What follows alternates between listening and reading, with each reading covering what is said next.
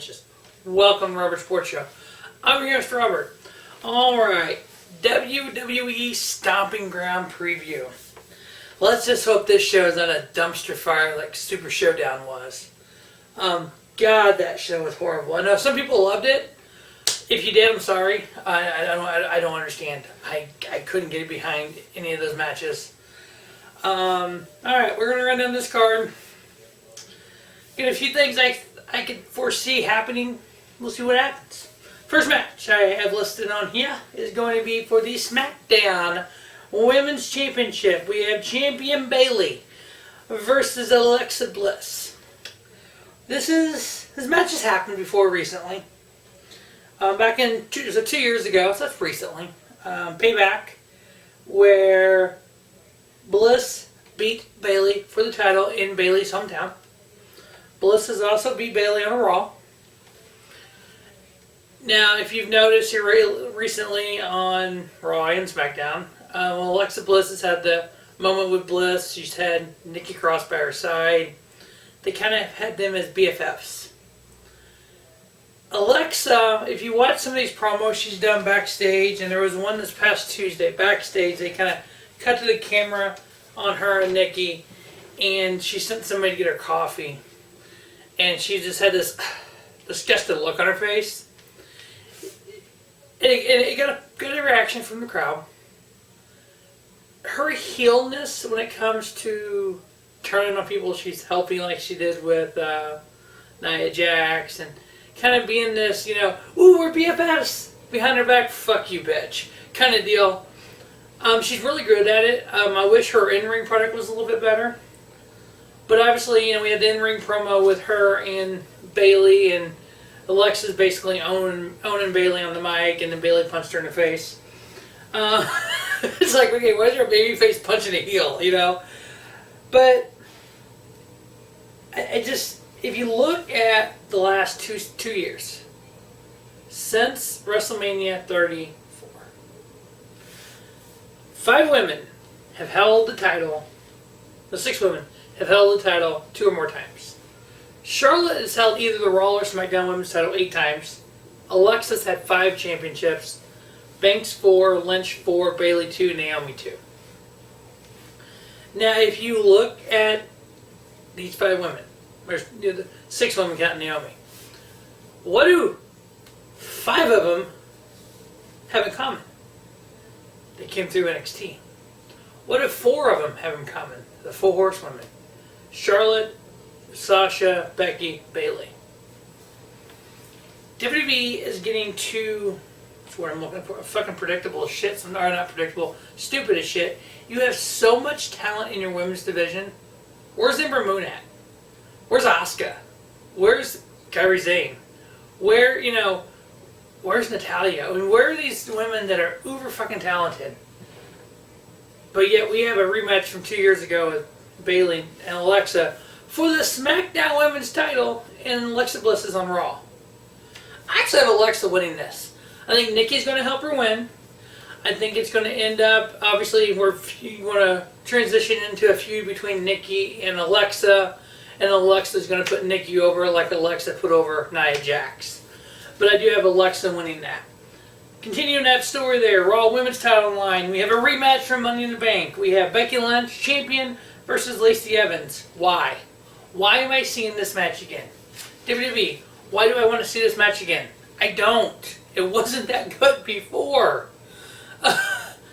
Becky is better than Lacey Evans. Becky never moved feud. I'd be all over that. Becky and Naomi, that'd be intriguing. There's so many people besides Lacey Evans that needs to be in this spot that is not. Sarah Logan. That'd be very intriguing. But no, we get Becky and Lacey Evans again. I think it's going to be the same as Money in the Bank. Becky wins. Nothing spectacular is going to happen there. The man. Alright, next up we just have a random tag match that was thrown together. The New Day versus Kevin Owens and Sami Zayn. Obviously they've been doing some stuff with these 2 little factions, I guess, tag teams on Raw and SmackDown with Kofi and the New Day and then Owens and Zayn and stuff. I guess Owens and Zayn win this. I mean, that's just like whatever. That's just to have a match to have a match. You don't need that match. There's no build up. You got to build up a character. You got to build up a feud, and then the feud ends with the pay-per-view, just like NXT Takeover does. Ding! Obviously, Takeover is what it is because, as I was reading online on SE Scoops, Adam Cole had said in an interview that in NXT they get a little more creative control. They get a little bit more input on promos. They get input on the matches. The 2 out of 3 Falls match, Takeover New York, Gargano and Cole, they basically laid the match out and said, hey, this is what we want to do. They got approval to do it. WWE doesn't work that way. It's, here's what you're going to say, here's what the match is going to do, here's how the match is going to end, go out and do it.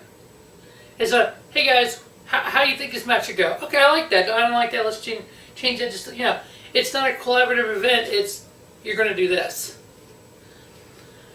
So that's why the matches in WWE are not as great as NXT takeovers.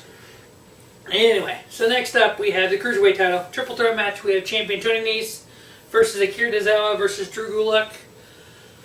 Gulak and Nese have a history. They were together. They were feuded. Akira Tozawa and Gulak had a match on Raw, on 205 Live. Number 1 contender match, 5-way elimination. Came down to them two. When they kind of pinned each other, both shoulders were down, and they kind of, instead of having a new match for it, they just added to make a triple threat. I think this is a way to get Gulak the title without him pinning Nese, which then Nese comes down and says, I should be still champion because I was never pinned. Gulak goes like, I won the title, I'm champion, and such a feud up between them because they used to be a tag team. So I got Drew Gulak winning the Cruiserweight title, pinning Akira Tozawa. Next up, another rematch from earlier this year from WrestleMania and from Raw on May 6th. We have Roman Reigns versus Drew McIntyre. I don't care. Pretty much. I got McIntyre winning. I figured since Reigns won the other two, McIntyre wins this. And Reigns lost to McMahon at Super Showdown. Next up, we have the United States title line. We have champion Samoa Joe versus Ricochet. The cool thing about this is if you look at Joe throughout his career, who has he wrestled that has some of his greatest matches against? The Jay Lethals of the world, the AJ Styles, Christopher Daniels, Amazing Red, Low Key. What do these guys have in common? They're aerial. Ricochet can be compared a lot to an AJ Styles. I'm great that WWE actually did this. You get the two kind of polar opposites of styles. Yeah, Joe can fly a little bit, but Joe also has the ground game, and you have Ricochet doing the air stuff. So you have a great comparison of styles here that's going to make this match good. These are the kind of matches, when you have a match like this that could be good, the people that write stuff for WWE, that, producers and etc., they need to get the fuck out the way and just say, okay, Joe, Ricochet, what kind of match you guys want to have? We're going to give you 15 minutes. You go out there and put a show on for the crowd. Go out there and have a 4-star match, 4.5-star match. We got 15 minutes. You know what? We think you guys can really steal the show tonight. Let's give you 20. Let's go out and put a 5-star match on. That's what WWE needs to do instead of, okay, we're going to have a crappy ending. So what's going to happen is, Joe, you're going to try to hit the muscle buster, but you're going to miss. Ricochet's going to do a 630, but you're going to grab him in a coquina clutch. He's going to tap out, and Joe wins. Okay, it's going to be like an even match. But yeah, let's not do something cool that makes this match great. So I actually have Ricochet winning this. I think WWE, the way they've done with this U.S. title, it's been a piece of candy. I mean, Ray won it from Joe. Then when Ray was hurt, instead of vacating it, he handed it back to Joe. When do you hand a title off when you're hurt? Whatever. So I actually got Ricochet winning this. I could be wrong. My scenario probably fits better. 6:30 to coquina clutch, match over 8 minutes. Joe retaining. Alright, so next up we have the SmackDown Tag Titles. We have champions Daniel Bryan and Rowan versus Heavy Machinery. Again, no build to this really. We just, not that I've seen. Maybe I fast forward through the build and didn't realize there was a build to it. But I have Bryan and Rowan retaining. Alright, next up, the one that's really got a huge build to it, Universal title, biggest match of the year, champion Seth Rollins versus Baron Corbin. Another fucking rematch from Super Showdown. This time, special guest referee. As we've known, anybody who could possibly be a special referee, from EC3 to fucking Eric Young, has been taken out with a chair by Seth Rollins. He needs to name that chair, that's all I gotta say. One idea would be obviously Brock Lesnar, Paul Heyman. Both of them come out in a referee shirt. Obviously Corbin's been kind of with them a little bit. Corbin thinks he has Lesnar in his back pocket. So basically Corbin thinks he's going to get the quick win. Well, have a 10-minute match, probably what it'll be. Have a quick roll-up by Rollins on Baron Corbin. A fast count by Heyman or Lesnar. Baron Corbin's like, what the fuck is going on here, Lesnar? Or do Heyman, probably Heyman fast count. Him turn around like, what the fuck? Lesnar does a low blow on Corbin. Goes to cash in the Money in the Bank. Rollins whacks him with a fucking chair. Or low blows him. Curb stomp. Rollins takes his title and runs. Corbin and Lesnar laid out in the ring. That's basically what probably more than likely is going to happen. The other scenario would be they are with Corbin. Heyman uses Corbin, helps him win the title, and then low blow, cash in, Lesnar's champion. But why do that on Stomping Ground? A new made-up fucking pay-per-view when this should be Backlash or something like that, or Payday, Payback, something. Why create a new when we have all this history of shit you could use? But anyway, so I actually think Rollins retains. I think Lesnar, Heyman will be the special referee. Next up, we have the main event. More than likely, steel cage match for the WWE title. Champion Kofi Kingston versus challenger Dolph Ziggler. Again, another rematch from Super Showdown. What makes this intriguing to me is if you run back to February, Elimination Chamber was supposed to have been Dolph, was Kofi instead. Kofi shined like a diamond in a goat's ass and became this holy shit. Kofi Kingston is a main event player. He goes on to Mania and wins the title. Okay, we're in a cage now. Chamber versus cage is still a steel cage. So obviously we're in a stupid gimmick on this match because this match has nothing to say we need a cage because the cage is to keep people out. Make it a submission match. Make it a last man standing match. Make it something like that.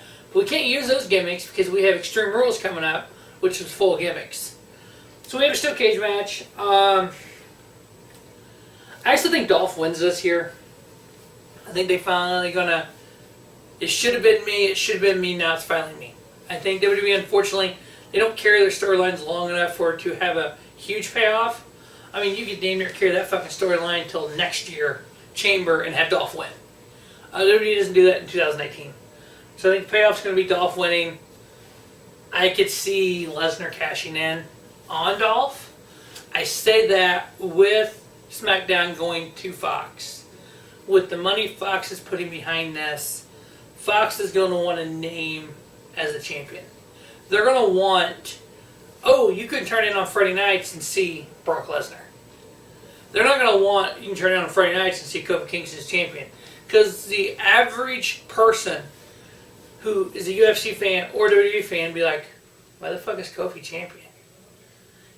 Brock Lesnar, you're WWE champion. Oh fuck, we know Brock. Turn in and see it. What's Brock going to do? Is Brock going to show up? But anyway, Dolph winning. Unless something stupid fucking happens like that. So, I'm hoping it's better than Super Showdown, but you never know what's going to happen. As we go to Fox in August, was it October we start Fox for SmackDown? November 1st, it's a Friday. SmackDown's on Fox, but yet WWE is in Saudi Arabia for their Saudi Arabia show that's already booked. SmackDown's taped, so I can still see it happening. What's Fox going to think when they're showing a taped SmackDown, 7 p.m., and WWE is live in Saudi Arabia at 3 p.m. on the network? I don't know how well that one's going to fly. But whatever, it is what it is. And wrestling fans, if you're sick and tired of WWE, making you let down all the time, make sure you check out New Japan Pro Wrestling. Make sure you check out High Spots Network. Check out Progress Wrestling. Check out Red Pro. High Spots Network has so much other types of wrestling on there, of other companies that, you know, Bar Wrestling, AML Wrestling, AAW, just a bunch of wrestling from around the world, around the United States. It's great wrestling to check out. Check out New Japan. They have their G1 Climax tournament coming up. It's a 6-week tournament to crown a #1 contender for the world title. They'll get their title shot at Wrestle Kingdom, Tokyo Dome. So yeah, last year Tanahashi won. He got that title shot at Wrestle Kingdom.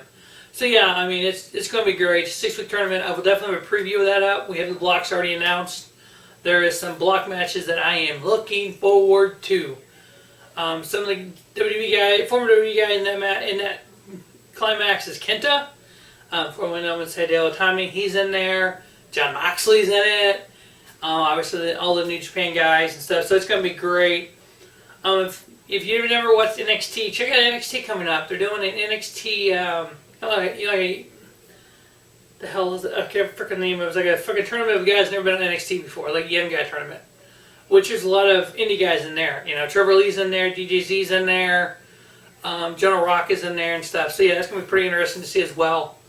But that's gonna be Stomping Ground. If it's worth shit, I'll do a review. If it's not worth shit, if it's like Showdown, I'm not gonna do a review because I'm not gonna sit here for 10 minutes and just fucking, oh my god, this is bullshit. Oh my god, this is fucking bullshit. But anyway, that's my picks for Stomping Ground. We'll see what happens. As always, thanks for watching the Rubber Sports Show. Don't just have a great day. Have a spiffy day. Rubber Sports Show, your YouTube leader, sports sound content. Just remember, college football, NFL football is less than 3 months away, 2.5 months away. So can't wait till the football season starts. You'll have all the coverage right here on Rubber Sports Show.